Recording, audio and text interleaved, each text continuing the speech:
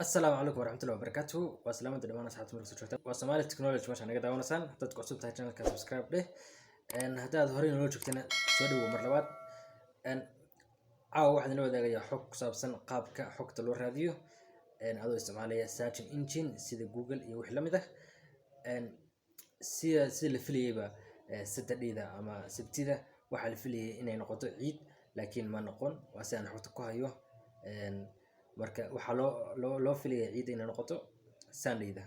Haddaba sidee ku heli kartaa xog ku saabsan ciidda adoo isticmaalaya Google adoo qofna wicin qofna la xiriirin sidee ku soo aroorin kartaa macluumaad ku saabsan ciidda in bishii la arkay in aan la arag meesha laga arkay xilliga la arkay xilliga la arki doono xilliga lagu wada in la arko iyo xog ku saabsan oo noocaas oo kale ah qaab noocee ayaa u soo aroorin kartaa adoo isticmaalaya Google.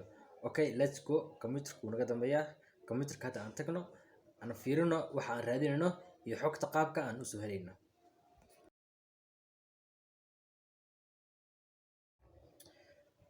Okay, computerka ayaan hadda tagnay waxaan furayaa Google Chrome-ka ayaan furayaa dabeetana waxaan search gareynayaa Prima ciid ba tomorrow is Eid ayaan search gareynayaa dabeetana results-ka Google ii soo bandhigto ayaan kala dooranayaa macluumaad markaan aan u baahanahay ayaan si tartiib ah ugu xoranaya. Okay, markasta Google aad fudhid Google Chrome-ka markasta aad fudhid halkaas searching engine searching bar waxaad ka raadin kartaa halkan sidoo kale waxaad ka raadin kartaa two of them that same. Okay, so let's put it there it's tomorrow Eid.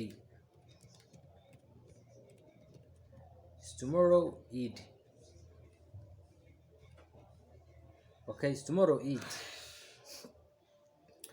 Okay, inta badan Google marka xogta u dirid Google way ogtahay meesha aad ku nooshahay meesha aad joogtid iyo wadanka aad joogtid marka xogta laga diyaariyay wadanka aad joogtid ay ku soo hormarinaysaa. Okay, sidaas ayay u soconaysaa. Okay, marka aad u aragtaan Eid al-Fitr in Uganda time and date. Okay, waqtiga iyo xilliga Eid al-Fitr ku beegan tahay Uganda aan ka gudubno sababta Uganda halkan kuma aragno bil la sheegay ama bil la diiday kuma aragno. Okay, Eid al-Fitr Shawwal moon crescent unlikely to be seen tomorrow. Okay, halkan warkan waxay ka yimid Dubai buu ka yimid. Okay, Eid al-Fitr moon crescent unlikely to be seen tomorrow. Marka tomorrow oo ku beegan Saturday-da ama Sabtida ayaa la arki doonaa bisha ayaa lagu wadaa in la arko. Okay, hoos aan ugu soo daadegno Eid al-Fitr 2020 moon sight in Saudi Arabia. Okay, Eid Mubarak 2020 Eid al-Fitr and the first day of Shawwal is announced tonight and after the moon sights committee. Okay, ka gudub taasna Eid al-Fitr moon sights 2020 live update Saudi Arabia. Okay, 10 or 3 hour so post cream hidden if the moon is not sighted then Saturday will be mark regular fasting day and Eid will celebrate. Okay, on Sunday. Okay, if you click linkigan haddaan ku dhufano waxaan arkaynaa warbixin ku saabsan in ciidda in bishii la arkay aan arag halka. Okay, marka warkan wuxuu ka imaanayaa Saudi Arabia. Okay, as you seen on the title. Okay, warkan wuxuu ka imaanayaa Saudi Arabia. The High Judiciary Council of Saudi Arabia has announced that no moon has been sighted today and thus 30 days of fasting will be completed. Eid al-Fitr 2020 will be celebrated on May 24th oo ku beegan Sunday-da. Okay,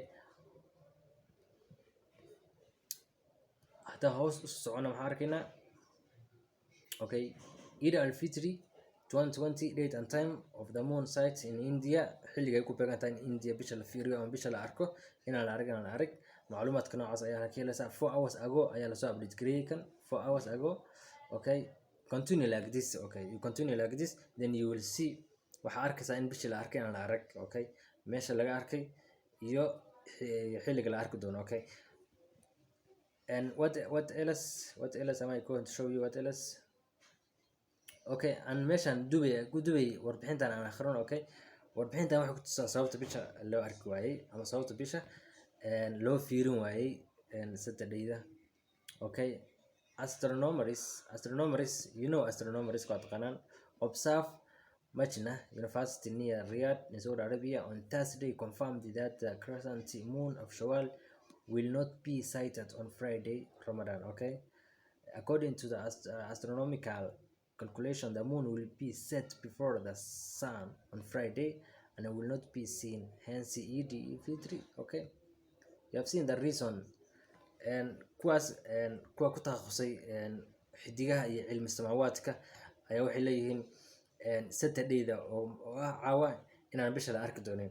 sababta waxay leeyihiin jamcihii shalay ahayd maxaa bisha way dhacday min ahayn bisha dhacday ciridda oo soo bixin ka hor ayay dhacday. Okay, the moon has set before the sun. Okay, marka dayaxad mar hadduu dhaco ciridda soo bixin macnaha maalin baa u harsan, waa si xidiga sheegadu ay leeyihiin. laakiin mar haddii dayaxu dhaco marka ciriddu soo baxdo waa maalintii ugu dambeysay. Okay, something like that. Okay, that's the reason that aan Saturday-da aan loo ciideyn ama bisha aan loo arkayn. Okay, marka soddon waxay noqonaysaa bisha. Okay, aan ku laabana marka Uganda time and dates. Uganda time and dates kan maxay ku soo bandhigayaan? Okay, waxay soo akhriyaan ba Okay, Uganda time and dates. It shows time and dates 24th Sunday. Okay, xilliga la ciidayo 24th oo ku beegan Sunday-da 2020. Okay, bay noqonaysaa Uganda. Okay, that's how you collect information from Google, or that's how you do search on Google and you collect the relative or the closest information. Ujeedka muuqaalkani ma ahan inaan idin tuso waxyaalaha hadda akhrinayay. Ujeedka muuqaalkan waxa weeyaan keyword-ka marka wax raadinaysid keyword-ka ayaa muhiim ah. Okay, qaabka keyword-ka aad u dooranaysid waa hadday beri Ramadaan tahay waa inaad keyword-ka ka dhigtid is tomorrow fasting or is tomorrow Ramadan. haddaan wax kasoo raadinaysid keyword-ka marka la xiriira waxaad raadinaysid waa inaad meesha ka qodid. Okay, dabeetana marka xogta akhrinaysid ugu yaraan waa inaad 4-5 akhrisid. Okay, title. Okay, title-kasana wuxuu ka imaanayaa website gooni ah.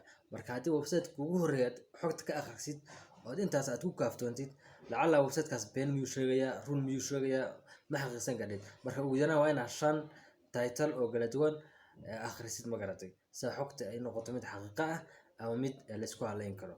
haddii hal title aad ku aragtid beri waa ciid, inta kalena aad ku aragtid beri ciid maahan, that means title-kaasi waxbaa ka qaldan, maxaa yeelay inta ciid maahan tiri ayaa badan. Okay, markastoo aad xogta raadinaysidna isku day inaad title-lada fara badan aad akhrisid, maxaa yeelay title-kaas ka imaanaya website gooni ah. Okay, marka website gooni ah wuxuu qorayaa macluumaad gooni ah. laga yaabo website-yada inaysan isla joogin, midna ka imaanaya India, midna Saudi Arabia, Dubai, wadamo kala duwan. Okay, marka wadamo kala duwan dadka jooga isla ma xiriirayaan, isma oga, mid kasta xogtiisa ayuu gaar u diyaarinayaa. Okay, markaas ayaadna wax soo aruurinaysaa xog laga keenay dad kala duwan oo isku dadhay. Okay, that's how you do research and that's how you make your research to be correct and to be reliable. Okay, Somali Technology waxay ka codsanaysaa mar labaad inaad subscribe dhahdid. waa hadaad horey subscribe aad u oran, haddaa horey subscribe u dirina thank you baan ku leenahay. halka ka wad inta muuqaalka xiga aan ku kulmi doono waxaan kaga tagayaa. Assalaamu calaykum waraxmatullahi wabarakaatuh. waano Mr. AJ isma dhaafno.